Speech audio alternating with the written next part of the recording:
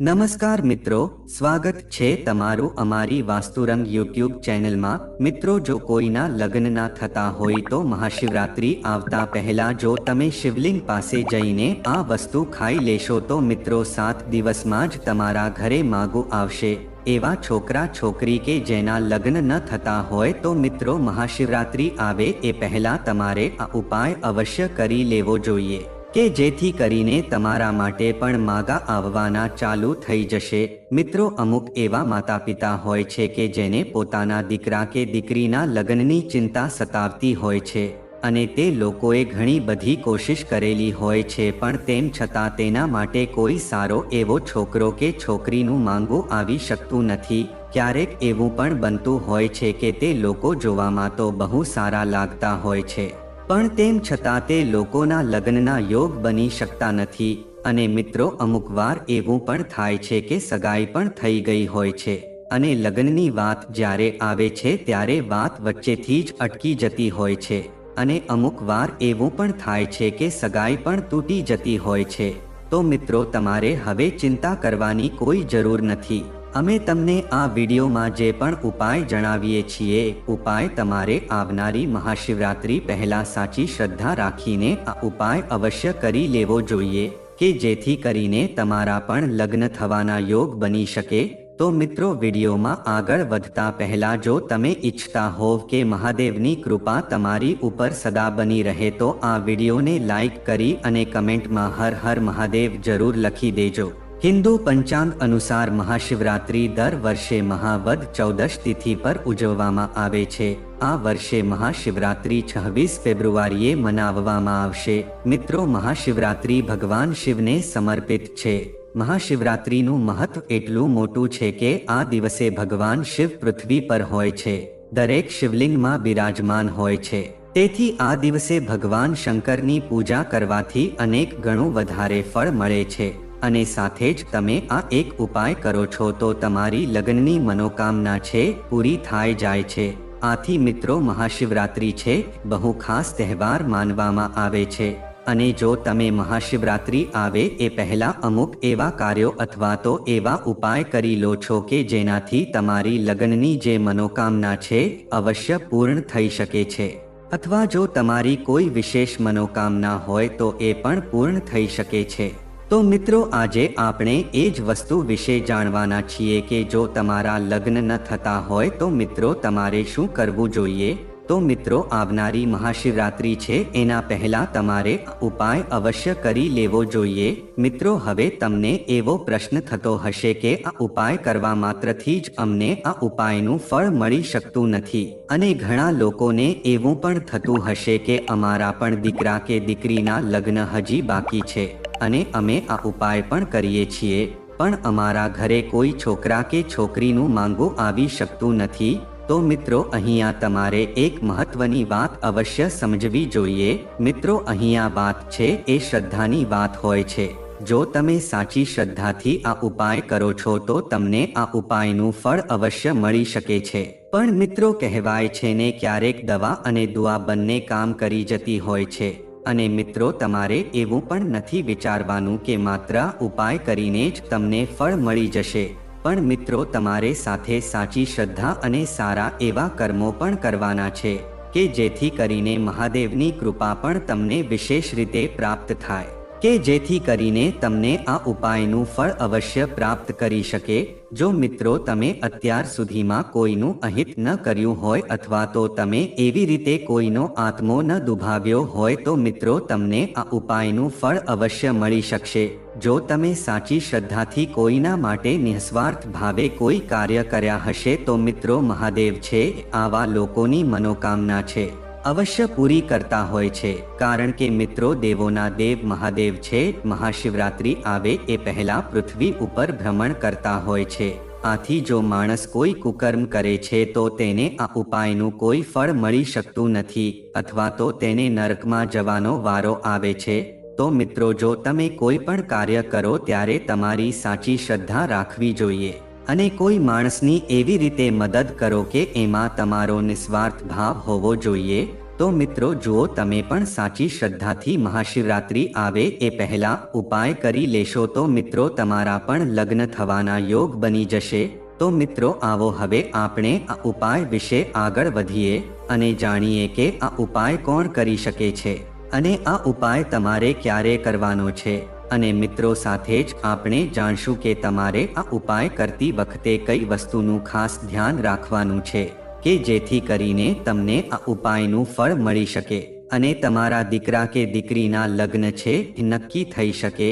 તો મિત્રો જો એવા કોઈ છોકરા છોકરી હોય કે જેની ઉંમર બહુ વધી ગઈ હોય અથવા તો તે લોકો એ ઘણા બધા ઉપાય કર્યા હોય પણ તેમ છતાં તેના લગ્ન ન થઈ શકતા હોય તો મિત્રો તમારે આ ઉપાય છે અવશ્ય કરી લેવો જોઈએ.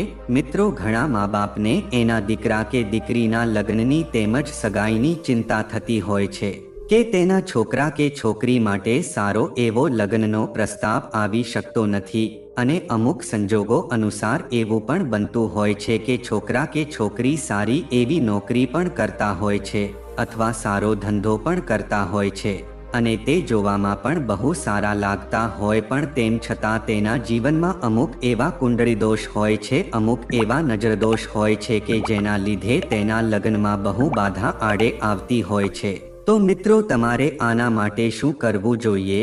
તો અમે તમને જે પણ ઉપાય જણાવીએ એ તમારે મહાશિવરાત્રિ આવતા પહેલા અવશ્ય કરી લેવો જોઈએ. કારણ કે મિત્રો મહાદેવ તેમજ પાર્વતી માતા છે, તમારી મનોકામના છે અવશ્ય પૂર્ણ કરી શકશે જો તમે સાચી શ્રદ્ધાથી આ ઉપાય કરી લેશો તો મિત્રો તમને આ ઉપાયનું ફળ અવશ્ય પ્રાપ્ત થઈ જશે. તો મિત્રો મહાશિવરાત્રિ આવે તેના પહેલા તમારે ઉપાય અવશ્ય કરી લેવો જોઈએ. તો મિત્રો તમારે આ ઉપાય કરવા માટે શું કરવું જોઈએ? તો મિત્રો જો મહાશિવરાત્રિ આવે એના પહેલા કોઈ પણ સોમવારના દિવસે અથવા તો મિત્રો મહાશિવરાત્રિના દિવસે પણ તમે આ ઉપાય કરી શકો છો અને કોઈ પણ સોમવારના દિવસે પણ તમે આ ઉપાય કરી શકો છો કે જેથી કરીને તમારા લગ્ન અવશ્ય થઈ શકે છે. તો મિત્રો જો મહાશિવરાત્રિ આવે એના પહેલા મિત્રો તમારે સૌપ્રથમ બ્રહ્મ મુહૂર્તમાં ઉઠી જવાનું છે અને સ્નાન વગેરે જેવા કાર્યો કરી લેવાના છે. અને મિત્રો જ્યારે પણ સોમવાર હોય ત્યારે તમારે ભગવાન શિવના મંદિરે જવાનું છે. મિત્રો ત્યાં જઈને તમારે એક દીવો પ્રગટાવવાનો છે અને સાથે જ ઓમ નમઃ શિવાય નામના મંત્રનો 21 વાર તમારે જાપ કરવાનો છે. અને મિત્રો સાથે જ તમારે 3 બીલીપત્રના પાન લઈને જવાના છે. મિત્રો તમારે હવે એક બીલીપત્રનું પાન તમારે શિવલિંગ ઉપર અર્પણ કરવાનું છે અને સાથે જ ઓમ નમઃ શિવાય મંત્રનો જાપ કરવાનો છે. અને મિત્રો તમે જે બીલીપત્ર લઈ ગયા છો એ બીલીપત્ર શિવલિંગ ઉપર અર્પણ કરી દેવાના છે. પણ ત્યાં જે જૂના બીલપત્ર કે જે પહેલેથી જ અર્પણ કરેલા હોય તો મિત્રો એમાંથી એક બીલીપત્ર લઈને તમારે પોતાના જમણા હાથમાં લઈ લેવાનું છે. અને મિત્રો તમારે આંખ બંધ કરીને મહાદેવને પ્રાર્થના કરવાની છે કે હે દેવોના દેવ મહાદેવ, અમે પૂરી શ્રદ્ધાની સાથે તમારી પૂજા અર્ચના કરીએ છીએ. આથી અમને અમારી જે મનોકામના છે કે જે મારા જીવનમાં જે કોઈ પણ કુંડળી દોષ હોય અથવા તો નજર દોષ છે કે કોઈ પણ પ્રકારનો બંધન દોષ હોય તો એને તમે દૂર કરી દેજો અને અમારા લગ્ન માટેના યોગ બનાવજો. જો મિત્રો માતા પિતા ઉપાય કરતા હોય તો તે લોકોએ પોતાના દીકરા કે દીકરીના નામનું સ્મરણ કરીને એના માટે આ ઉપાય કરવાનો છે. અથવા જો છોકરા કે છોકરી આ ઉપાય કરતા હોય તો તે લોકોએ પોતાના માટે જ આ ઉપાય કરવાનો છે. અને આ રીતે તમારે ભગવાન મહાદેવને પ્રાર્થના કરવાની છે. અને મિત્રો ત્યાં જે બીજા બીલીપત્ર હોય તમારે એક બીલીપત્ર લઈને એમાંથી થોડો ભાગ પ્રસાદના રૂપમાં ખાઈ લેવાનો છે કે જેથી કરીને ભગવાન મહાદેવ તેમજ માતા પાર્વતીજીની કૃપા તમને પ્રાપ્ત થશે અને તમારા લગ્ન માટેના યોગ બની જશે. તો મિત્રો જો તમે આ રીતે પૂરી શ્રદ્ધાની સાથે અને પૂરા વિધિવિધાનથી આ ઉપાય કરી લેશો તો મિત્રો ભગવાન શિવ તેમજ માતા પાર્વતીની કૃપા તમને પ્રાપ્ત થશે કે જેનાથી તમારી જે પણ લગ્નની મનોકામના છે અવશ્ય પૂર્ણ થઈ શકશે. જો એવા કોઈ માતા પિતા કે જેના દીકરા કે દીકરી માટે કોઈ માગું નહીં આવતું હોય તો તે લોકોએ આ પ્રકારે પૂરા વિધિવિધાનથી આ ઉપાય કરી લેવો જોઈએ અને મહાદેવને આ રીતે પ્રાર્થના કરવી જોઈએ કે જેથી તેના પણ લગ્ન થવાના યોગ બની શકે તો મિત્રો આપણે બિલીપત્ર ભગવાન શિવને અર્પણ કરીએ છીએ એની પાછળ એક પૌરાણિક કથા પણ રહેલી છે. મિત્રો સમુદ્ર મંથન અનુસાર ઘણી વસ્તુઓની સાથે વિષ પણ બહાર નીકળ્યું હતું અને આ વસ્તુઓ ચારે બાજુ ફેલાવવા લાગી અને પછી મિત્રો આખા વિશ્વને બચાવવા માટે ભગવાન શિવે આ વિષને પોતાના કંઠમાં ગ્રહણ કરી લીધું હતું. આથી મિત્રો એ દિવસથી ભગવાન શિવને આપણે નીલકંઠ તરીકે પણ ઓળખીએ છીએ. આ વિષના પ્રભાવથી મિત્રો ભગવાન શિવના શરીરમાં બહુ તાપ વધવા લાગ્યો હતો કે જેના લીધે આસપાસનું વાતાવરણ છે એ પણ બળવા લાગ્યું હતું. અને એ સમયે એક વૈદ્યની પાસેથી દેવી દેવતાઓએ એક સારી સલાહ લીધી હતી. તો દેવી દેવતાએ વૈદ્ય પાસેથી જે પણ સલાહ લીધી તો એવું જણાવ્યું કે તમે તેને બિલીપત્રના પાન ખાવાનું કહો. આથી ભગવાન શિવને બિલીપત્ર એ સમયે ખવડાવ્યા અને જળથી સ્નાન કરાવ્યું. આવું કરવાથી ભગવાન શિવના શરીરમાં જે પણ ગરમી હતી એ શાંત થઈ ગઈ. તો મિત્રો ત્યારથી જ ભગવાન શિવને આપણે બિલપત્ર ચઢાવીએ છીએ અને એ સમયથી જ ભગવાન શિવને બિલીપત્ર અર્પણ કરવાની પરંપરા યથાવત રહી છે. આથી મિત્રો જો તમે મહાશિવરાત્રિના દિવસે અથવા તો શિવરાત્રિ આવતા પહેલા તમે કોઈ પણ સોમવાર અથવા તો શિવરાત્રિના પછીના કોઈ પણ સોમવારે તમે ભગવાન શિવને બિલપત્ર અર્પણ કરી અને સાથે જળ અર્પણ કરો છો અને એક બિલીપત્રનો થોડોક ભાગ તમે પ્રસાદના રૂપમાં ગ્રહણ કરો છો તો મિત્રો તમારી મનોકામના છે અવશ્ય પૂર્ણ થઈ શકે છે. જો તમારી કોઈ પણ પ્રકારની મનોકામના હોય તો તમારે ઉપાય અવશ્ય કરી લેવો જોઈએ. અને જો મિત્રો તમે એવું ઈચ્છતા હોવ કે તમને કોઈ એવું મનપસંદ જીવનસાથી મળી શકે તો મિત્રો તમારે આ ઉપાય અવશ્ય કરી લેવો જોઈએ. અને જ્યારે પણ તમે મિત્રો આ ઉપાય કરો ત્યારે તમારા મનમાં સાચી શ્રદ્ધા હોવી જોઈએ. તો મિત્રો આ ઉપાયનું ફળ તમને અવશ્ય પ્રાપ્ત થઈ શકે છે. તેમજ મિત્રો તમે જ્યારે પણ ભગવાન શિવને બિલપત્ર અર્પણ કરો છો તો તમારે એના પછી જળ જરૂર અર્પણ કરવું જોઈએ. અને સાથે જ મિત્રો તમારે એક વસ્તુનું ખાસ ધ્યાન રાખવું જોઈએ કે જ્યારે પણ તમે ભગવાન શિવને બિલીપત્ર અર્પણ કરો છો તો તમારે 3 પાન વાળું જ બિલપત્ર અર્પણ કરવું જોઈએ. અને સાથે જ એ વસ્તુનું ધ્યાન રાખવાનું કે એ પાન છે તૂટેલું ન હોવું જોઈએ. તો મહાદેવ પ્રસન્ન થાય છે અને આપવાને આશીર્વાદ આપે છે. તેમજ હવે આપણે અમુક વિશેષ ઉપાય વિશે જાણીએ. તો મિત્રો વહેલા લગ્ન માટે છોકરા અને છોકરીએ ભગવાન શિવની ભક્તિભાવથી પૂજા કરવી જોઈએ. મિત્રો આપણા જ્યોતિષશાસ્ત્રમાં 9 ગ્રહોમાં સૂર્ય, શનિ, રાહુ અને કેતુનો પ્રભાવ વધુ માનવામાં આવે છે. રાહુ અને શનિ લગ્ન જીવનમાં ખાસ અવરોધો ઊભા કરે છે. શનિના પ્રભાવને કારણે 28 વર્ષની ઉંમર સુધી લગ્ન થતા નથી. અને જો શનિ અને રાહુ સાથે હોય તો લગ્ન સમાજના ધોરણોથી વિપરીત રીતે થાય છે. આ ઉપરાંત કુંડળીમાં કેટલાક એવા સંયોજનો છે જે લગ્નમાં વિલંબનું કારણ બને છે. વહેલા લગ્ન માટે આ 4 ગ્રહોની શાંતિ ખૂબ જ મહત્વપૂર્ણ છે. આ ઉપરાંત રામચરિતમાનસમાં 16 સોમવાર અને શિવ પાર્વતી લગ્ન પર્વનું વાંચન કરવાથી પણ લગ્નમાં આવતી અડચણો દૂર થાય છે. છોકરીએ 16 સોમવારનો ઉપવાસ રાખવો જોઈએ અને દર સોમવારે તેણે શિવ મંદિરમાં જઈને જલાભિષેક કરવો જોઈએ. માં પાર્વતીનો શૃંગાર કરવો જોઈએ અને શિવ અને પાર્વતી વચ્ચે લગ્ન કરીને વહેલા લગ્ન માટે પ્રાર્થના કરવી જોઈએ. તેમજ મિત્રો આ મંત્રનો દરરોજ 108 વખત જાપ કરવાથી લગ્ન જીવનમાં આવતી અડચણો દૂર થાય છે.